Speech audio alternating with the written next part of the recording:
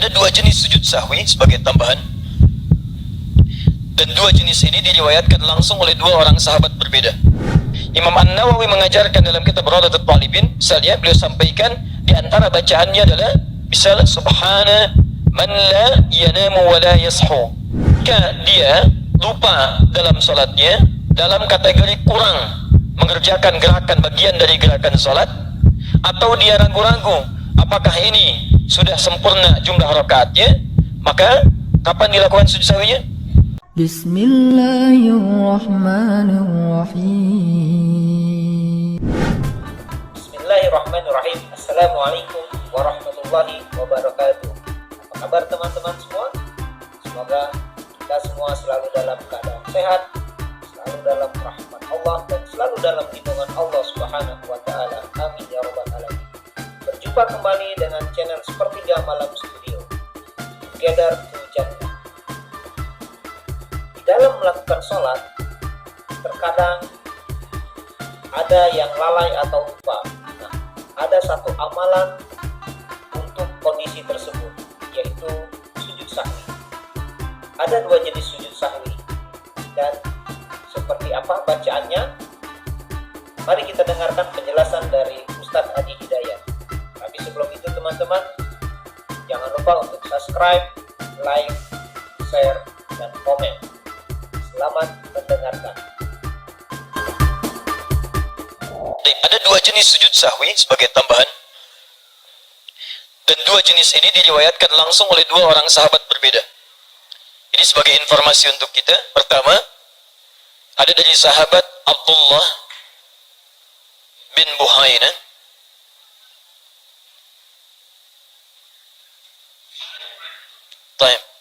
yang kedua ada dari sahabat Abu Hurairah radhiyallahu ta'ala anhu. Dua-duanya tercantum dalam Sahih Al-Bukhari. Satu nomor hadis 1224, satu nomor hadis 1229. Dua-duanya sahih. Juga yang ini ada di hadis Muslim nomor hadis 570. Yang ini mengajarkan sebelum salam, yang ini menunjukkan setelah salam. Jadi sujud sahwi bisa dilakukan misalnya sebelum salam, bisa dilakukan kemudian setelah salam.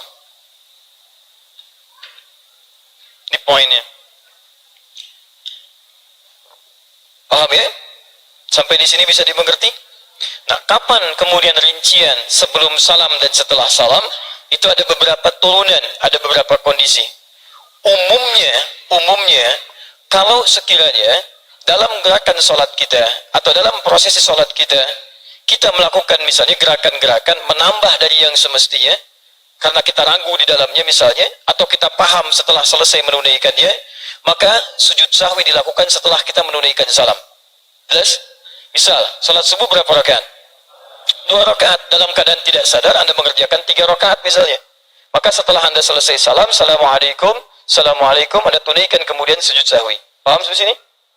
Baik, jika kondisinya dilakukan misalnya dalam keadaan sedang sholat kurang dari semestinya, atau seperti kondisi tadi misalnya, baiknya dia bukan kondisi yang sebelumnya. Jadi sebelum kita menyelesaikan sholat kita ragu apakah ini 3 atau 4, atau kurang dalam mengerjakan satu bacaan tertentu, maka atau gerakan tertentu, maka Anda kerjakan sujud sahwinya sebelum menunaikan salam. Di Anda setelah tahiyat selesai, Anda tunaikan kemudian sujud, dan Anda bangkit, Anda sujud, Anda bangkit, Anda salam.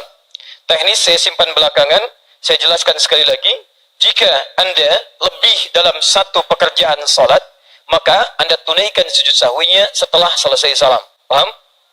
Baik, yang kedua, jika Anda tunaikan kemudian salat, saat dalam pekerjaan itu merasa kurang sebelum Anda kemudian selesaikan, atau tidak melebihi batasan yang telah ditetapkan, maghrib 3, Anda rasakan 2 misalnya, Anda sempurnakan kemudian, maka sebelum salam Anda tunaikan sujud sahwi. Paham sampai sini?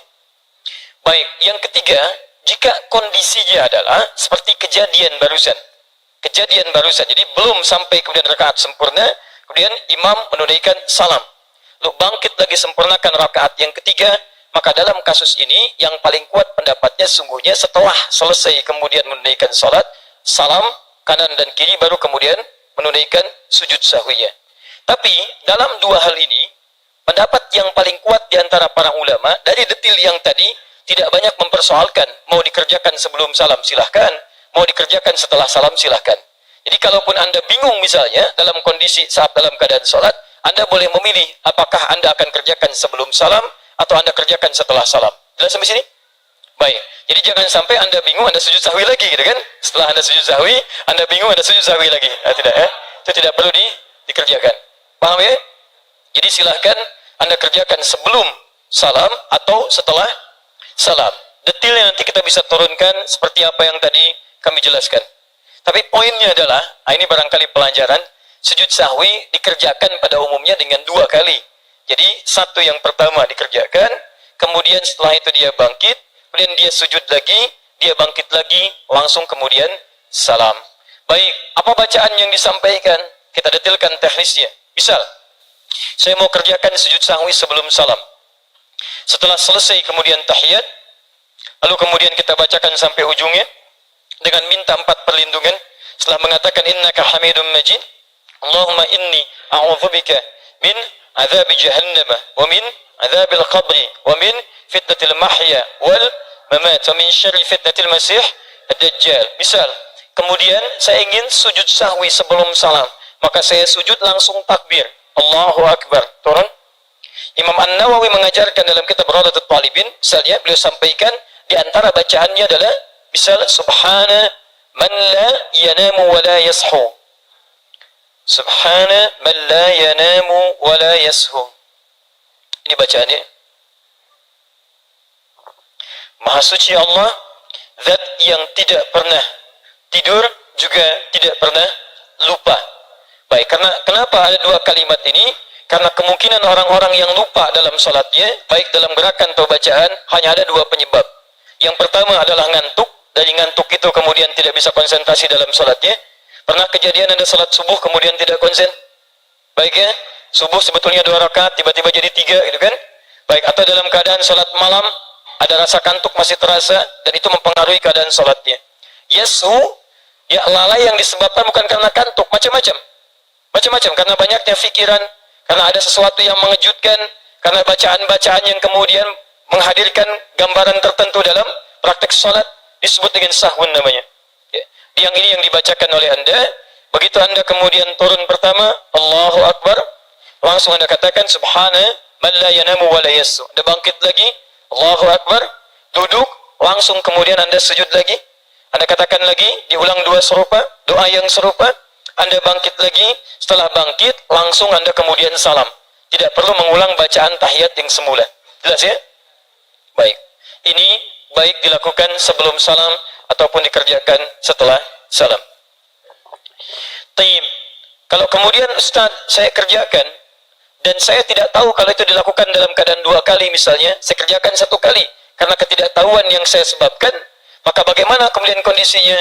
Orang-orang yang tidak mendapati pengetahuan, maka dia masuk dalam kategori orang-orang ma'dzur, ma'fu anhu, orang yang termaafkan karena ketidaktahuannya, dan dihukumi dia dengan kadar ketidaktahuannya dan sah ditunaikan salatnya, dan dilengkapilah kemudian dengan menunaikan amalan-amalan salat sunnahnya. Paham sampai sini?